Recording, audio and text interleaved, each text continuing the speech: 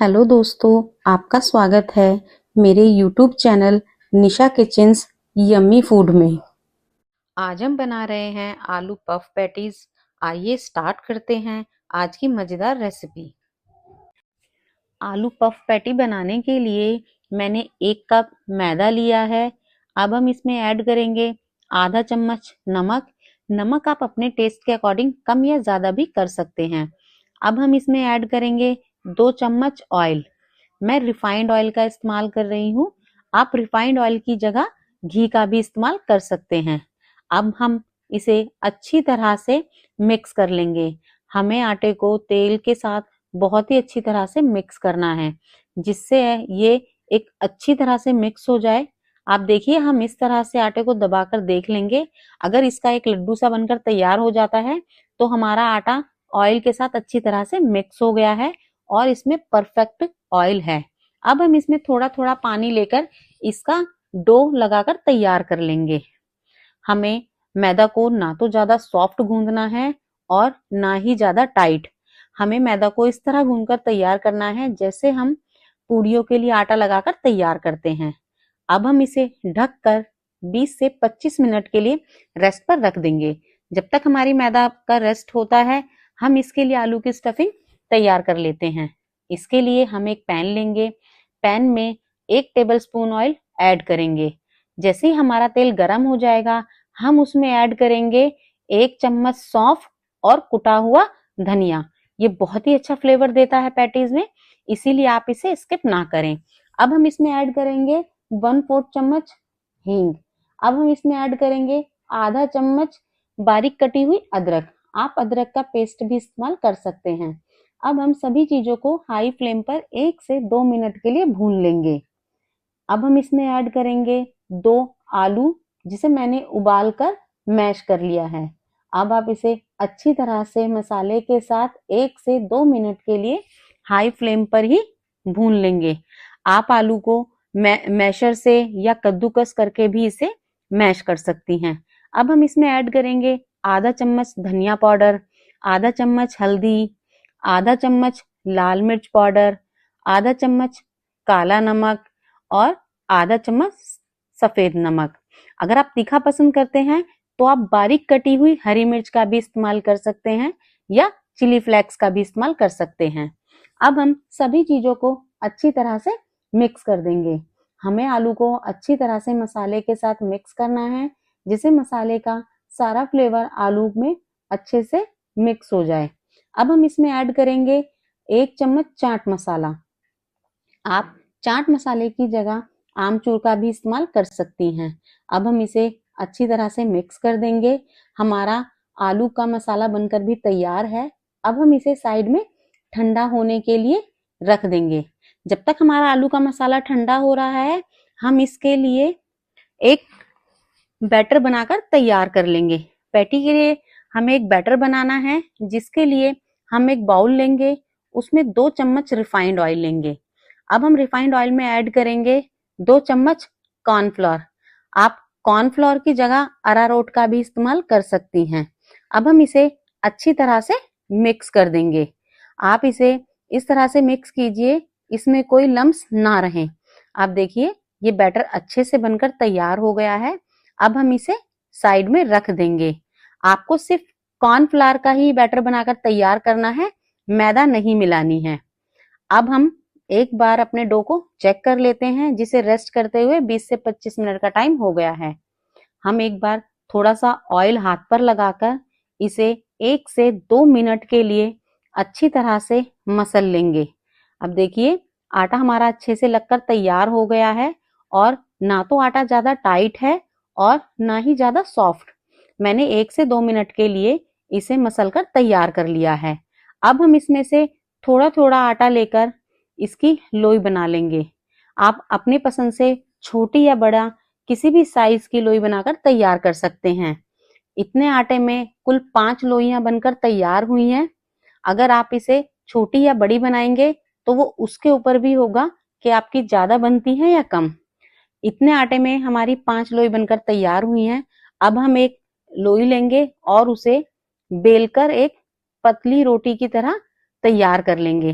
आप इसे जितना पतला बेल सकते हैं, आपको इस रोटी को उतना ही पतला बेलकर तैयार करना है। आप देखिए मैं इसे बहुत ही पतला बेलकर तैयार कर लिया है। इसी तरह हमें सभी रोटियों को बेलकर तैयार कर लेंगे।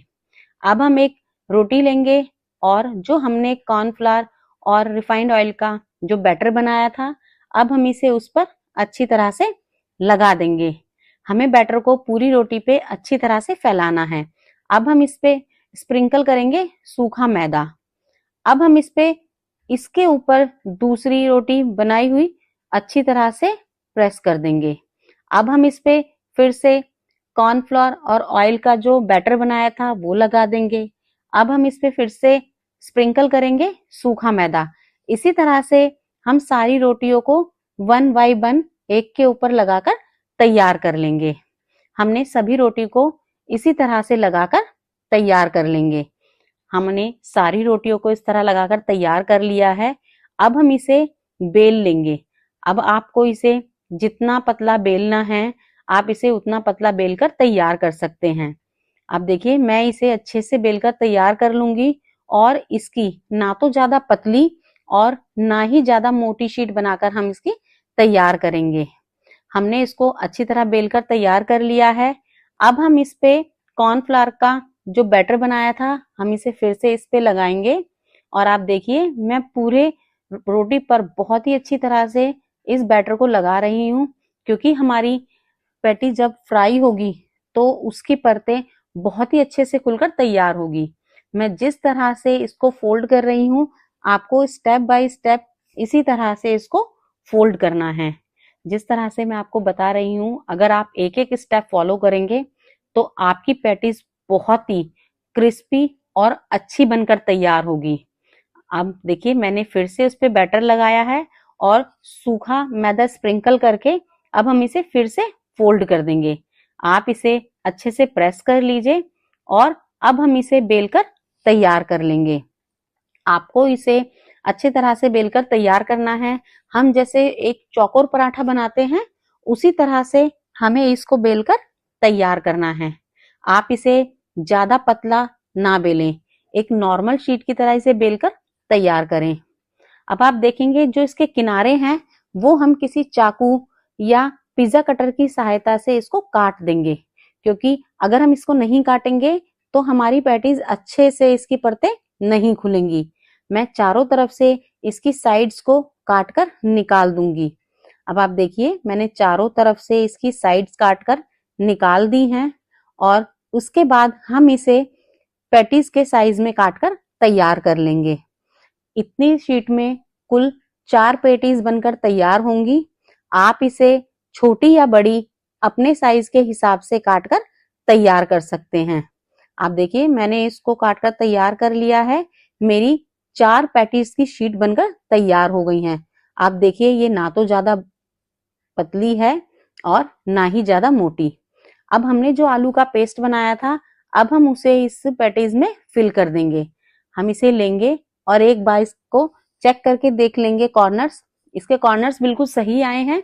अब हम इसके किनारे पर पानी लगा देंगे। आप पानी लगाएंगे तो जिससे ये आपस में चिपक जाएगी और फ्राई करते वक्त ये नहीं खुलेगी। आप इसे अच्छे से प्रेस करें और किनारे के साइड से प्रेस करने के बाद हमें पैटीज को हल्के हाथ से अच्छी तरह से इसको दबा देना है। ध्यान दीजिएगा आप पैटीज को पीछे की साइड से दबाएं। अगर आप बिल्कुल किनारे से इसको दबा देंगे तो पैटीज को फ्राई करते वक्त इसकी परतें नहीं खुलेंगी। अब देखिए मैंने आलू के पास से ही पैटीज को प्रेस कर कर इसको सील कर दिया है। इसी तरह से हम सारी पैटीज बनाकर तैयार कर लेंगे।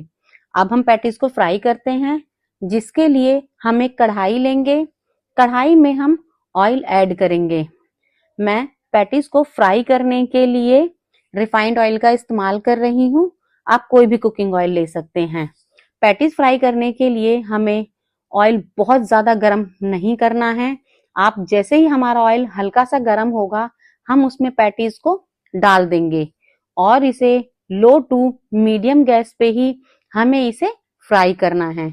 आप देखिए हमें इसे उलट पलट करते हुए लो टू मीडियम फ्लेम पर ही क्रिस्पी गोल्डन कलर आने तक हमें इसे फ्राई करना है। आप इसे धीरे धीरे दोनों साइड से क्रिस्पी गोल्डन आने तक इसे फ्राई कीजिए। जैसे जैसे हमारी पैटीज अच्छे से फ्राई होगी, आप देखेंगे कि इसकी परतें खुलना शुरू हो जाएंगी।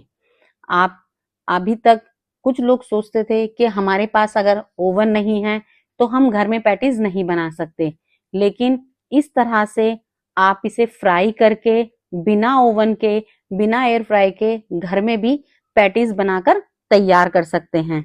आप देखिए हमारी पैटीज का कलर बहुत ही सुंदर आया है और यह अच्छी तरह से फ्राई हो गई हैं। हमारी दोनों पैटीज का कलर गोल्डन कलर, क्रिस्पी, आपको देखिए देखने से ही लग रहा है कि हमारी पैटीज बहुत ही क्रिस्पी बनकर तैयार हुई हैं। अब हम इसे निकालकर साइड में रख देंगे जिससे इसका एक्सेस ऑयल निकल जाए।